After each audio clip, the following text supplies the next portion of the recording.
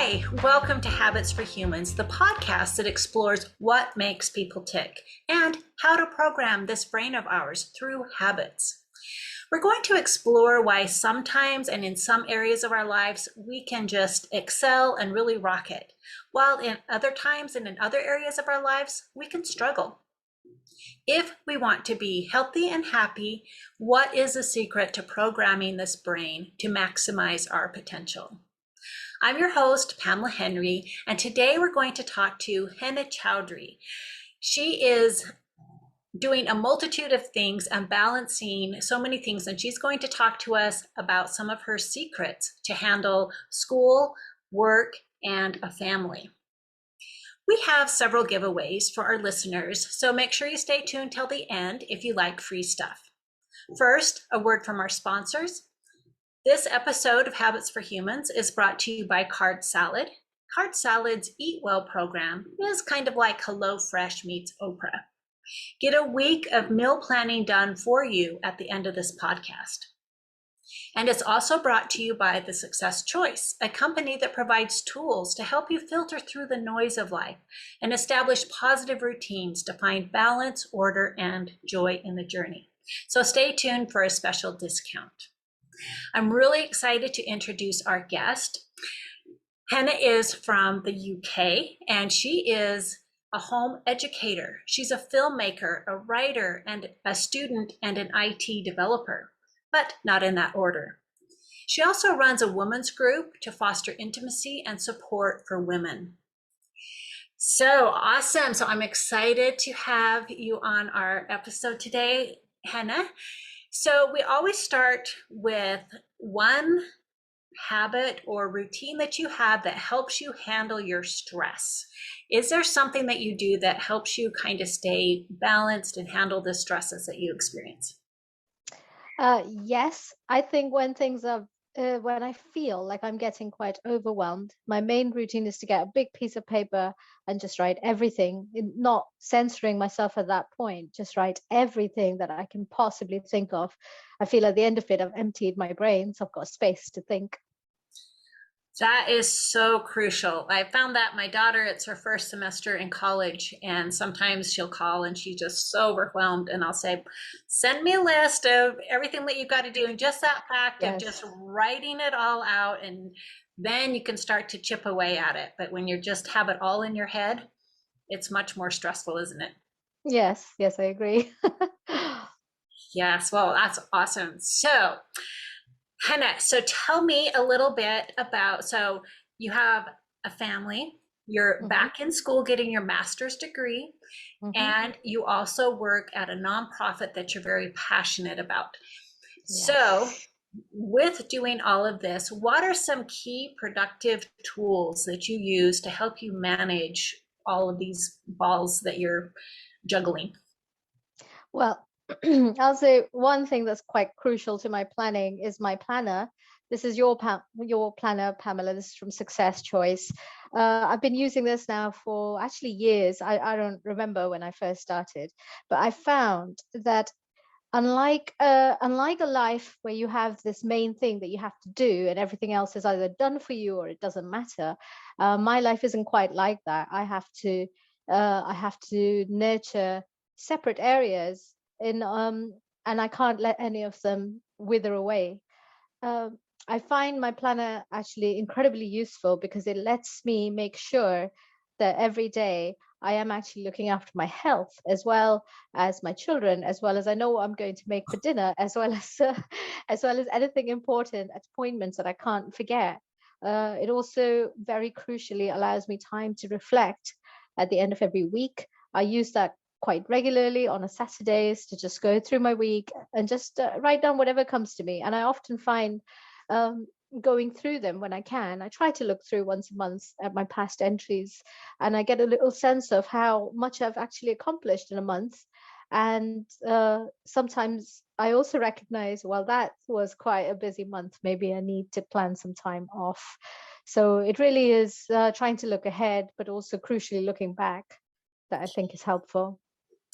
Yeah, I think you brought out a great point of just that awareness.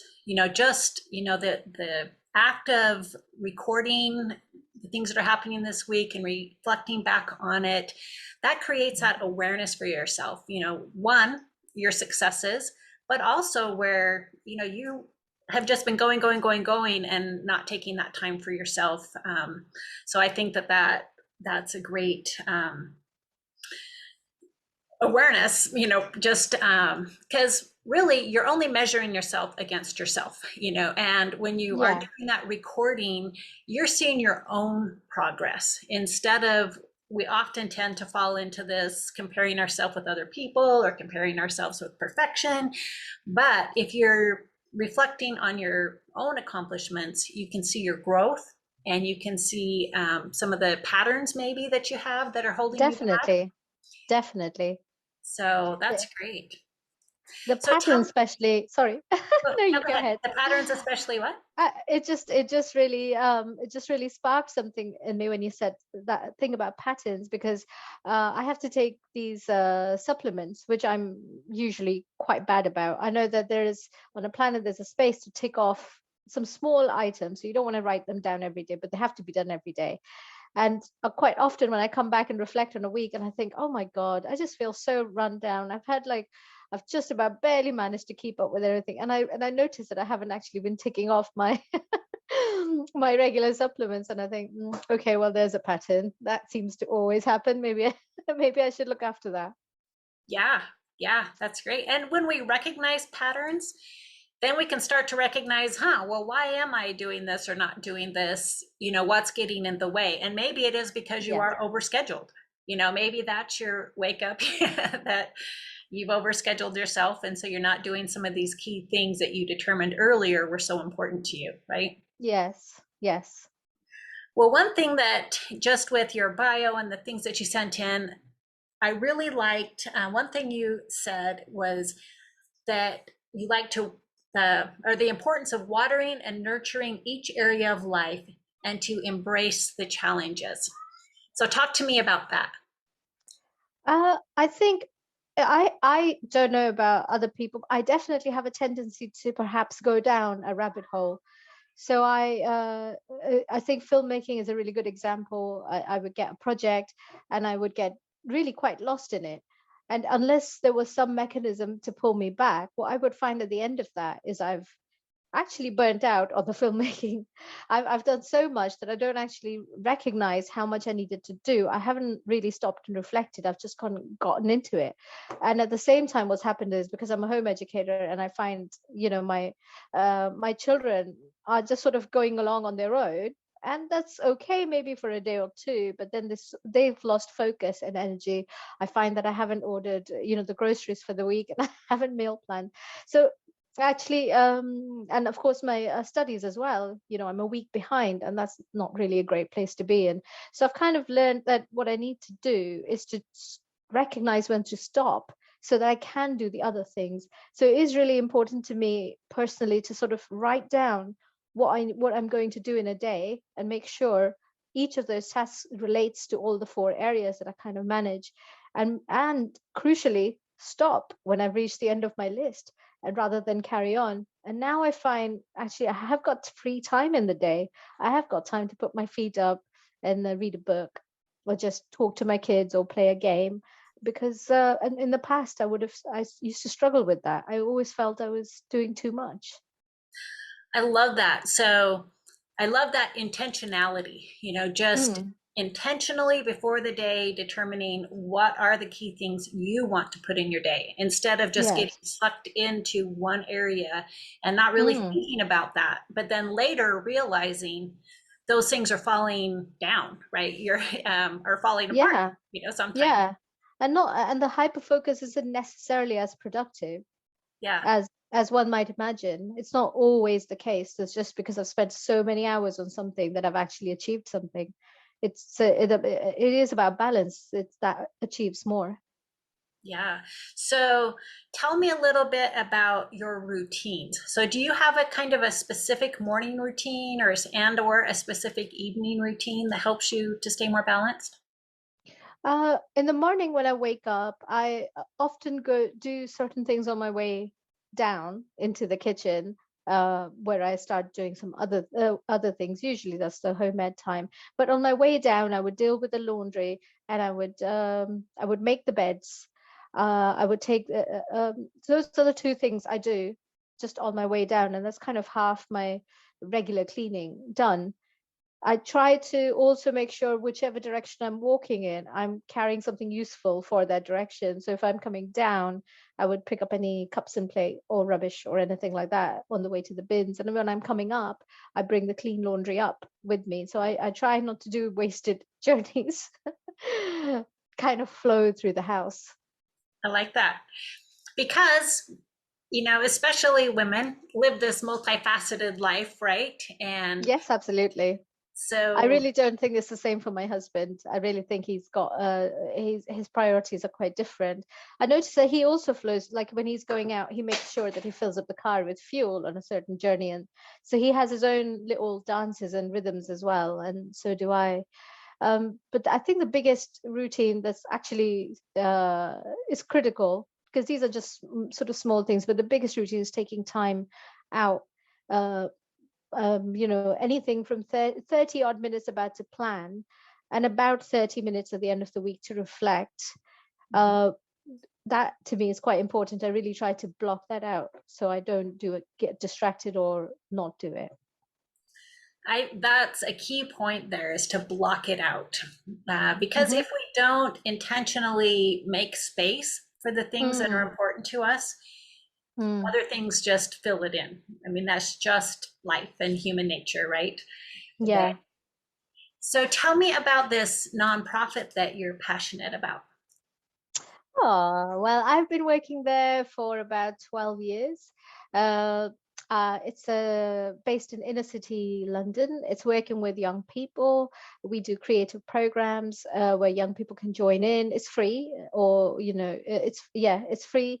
All the programs, and we do dance, drama, writing. The agenda is very much led by young people, so we don't tell them what to do, but we do facilitate friendships, creativity, positivity, and also just a real sense of coming together and talking to authority, trying to make a change in the communities, but in a way that's not stoking anger necessarily, but but encouraging critical thinking and deliberate actions, and building bridges.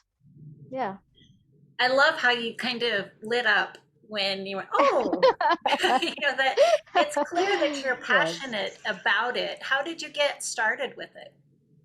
I think I was somewhere in my early 20s, and I finished my bachelor's back then in stage management, and they were looking for someone who was an event coordinator. Those things kind of come together, and they're both based in theater. So I interviewed for the job and I got it. And the thing that I loved about it really from the start, I mean, I was quite scared, it was my first kind of proper grown-up job, if you like, is what it felt like. And I was surprised that there was no blame. If anything ever went wrong, everyone just got pitched in and tried to fix it, and no one ever asked whose fault it was or who didn't do something. So I think I've stayed there because of the wonderful relationships that we have in that building. Great. And it seems like you have included some information about this nonprofit in some of in the show notes, some of the links there, if people want to know more about it. Yeah. So, and I think, your life is an example of doing things that you're passionate about. And, so you have your family that you're passionate about. And, that's a very intentional thing, obviously. You have your school that you're intentional about. And this is something for yourself that you're improving yourself. And you Yes. have work that you love and are passionate about, which all of that helps to give us energy, right? Yes, it does. Yeah. But if I feel like if you don't take the time out to look after your mind, and not let things get too much, because it shouldn't be these things shouldn't be something that you have to do. These things are really what you want to do. These are what gives your life texture and purpose and energy and fun, as you say. So yeah, I think that the key is about looking for joy. As I feel like that's your tagline, isn't it? Yep, choosing joy in the journey. Yeah. Well, So, thanks for that, Pamela. Actually, that's been a bit of a focus for me for quite a few years now. oh, you're welcome. So tell me, it all isn't smooth running, all of the time. So tell me some of the challenges that either you've faced in the past that you've overcome, or that continue to come up against, and how you overcome those challenges. I think my usual way of overcoming challenges is to seek more information. We recently, I think my husband will be diagnosed with ADHD. Now, obviously, we've been together for a very long time, and I've always known about his quirks, and I've been, where he is terribly, on the other spectrum of disorganized. I'm quite organized. So we often have these little moments when I think, why? I don't understand. Why is this thing half done? Um, and I think when someone helped me to kind of go, maybe there's something else going on, and we looked into it, and then I read up loads about it, and actually I find that when I understand why something is happening, or I seek help, I think that's really quite key, because if I can seek help from books, I would. But I recently also had to deal with a childhood trauma that got re-triggered. When I say recently, this is 3 years ago. But I chose to find a therapist who could help, and she did, and that's been very positive. So I think that is. I think I mentioned this earlier when I would write down on my monthly list is where I really focus, because I write down everything that I feel like I have to do, like maybe even things like support P, who's my husband. I might not know exactly what that means, but I would write that down, and I would say to myself, there is something here. I don't know what I mean by that, but I feel like that's a task, or that's something I must look at this month. And I notice those things, and I say to myself, these are the things I need help with. And that's okay. I don't I try not to not write them, so ignore them. And I do try to make space to just reflect on those things and go, I need help here. How can I get that help? Who around me can do it, can help me? That's crucial. And sometimes we don't give ourselves permission to ask Mm, for mm, help. We feel like we mm, have to take on all of these things by ourselves, and we're not mm. meant to have to take on all of these things by ourselves. No. And to feel like you have the permission to ask for help, whether Mm, it's mm. professional help, like a therapist or a counselor to help you work through something, or having somebody come over and help with the kids for a little bit while you do something, or help with something in the home, or run some errands for you. Whatever that Yeah. help is, it's impossible to do everything by yourself. Mm, Having that help. And also, I liked your seeking more information. mm, mm. Knowledge Yeah. is, more information is the key to solving a lot of things. We don't know everything. So, No, no.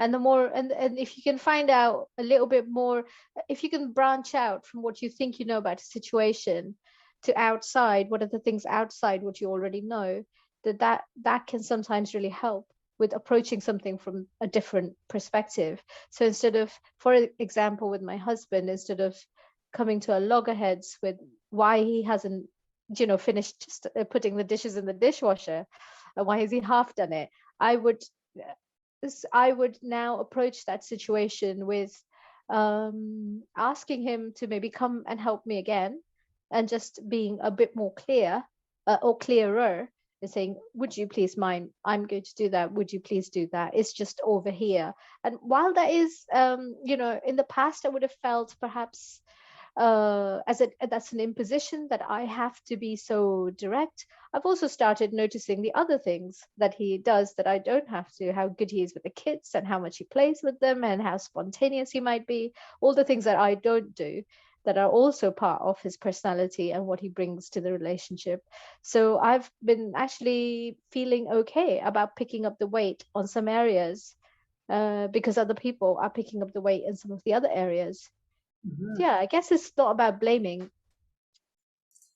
Yeah, that's great. And you brought up something that, the gratitude, like, Yes. you appreciate that these areas where, this is kind of his strength. And how else does gratitude, how do you bring gratitude into your day?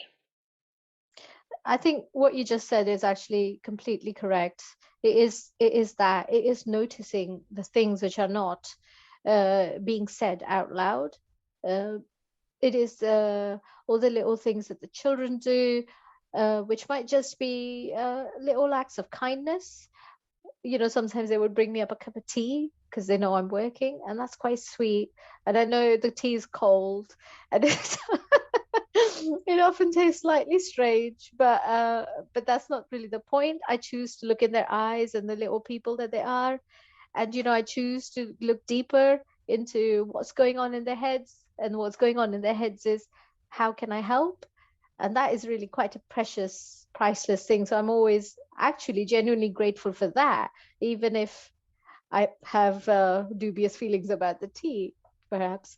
So I also I also, this is a little bit harder for me actually, but I do, when I remember, write those down that I really, I often look for, with gratitude, I often look for enjoyment, because I often find the things that I enjoy are because, someone has contributed.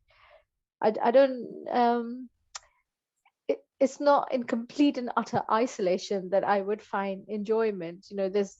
For me personally, there would be a book that I've read and I feel grateful for that, or there'd be something, there'd be this sound humming in the house, this lovely energy. People are just talking to each other, and there's this little bouncing around of little laughters, and I just find, oh my God, I am so lucky to be part of this space, that all this life is humming around me, and it's so, so it's little things like that. And I do try to, when I feel that joy, I think, why is that? And I try to remember that it's because of someone else, usually, of something they've done. Yeah, and this is an intentional focus. I think it's human nature oftentimes to focus on everything that's going wrong.